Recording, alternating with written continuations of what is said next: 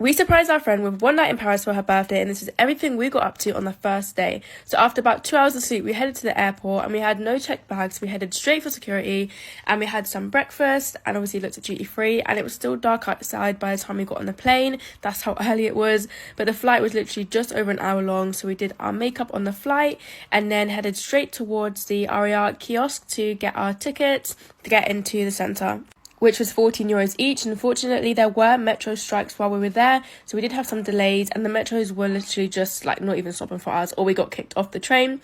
But we finally got there. We tried to check in early but we couldn't, so we just dropped off our bags, but we did not end up staying at this hotel, but that's a story for another video.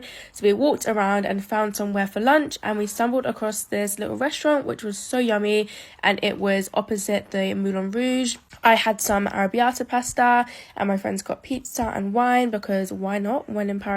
Of course, we had to take Metro Line 6 to Ber Hakeim to see the Eiffel Tower, and we also just headed to some other streets and viewpoints to see her from different angles, which were also the perfect places to grab some photos if you wanted to. And then we just walked around a little and we took the metro to the Carousel de Louvre and we just chilled and watched the sunset in the Jardin des Tuileries before we headed to Angelina's, which was super close, for their famous hot chocolate. There was a line, but it did go really quick. It was definitely under 10 minutes. Of course, we had to have some pastries and hot chocolate, which was so delicious. It was really thick, and you just add the cream in just like that. And then next door, there was actually a bookshop. So we just went into there quickly because my friend loves books, and it was actually really cute too. So we just had a little look around.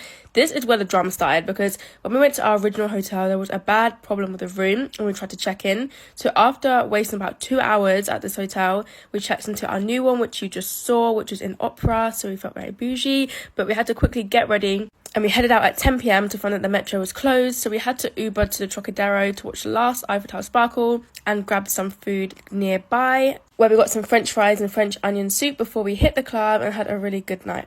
So make sure that you follow for what we got up to on day 2.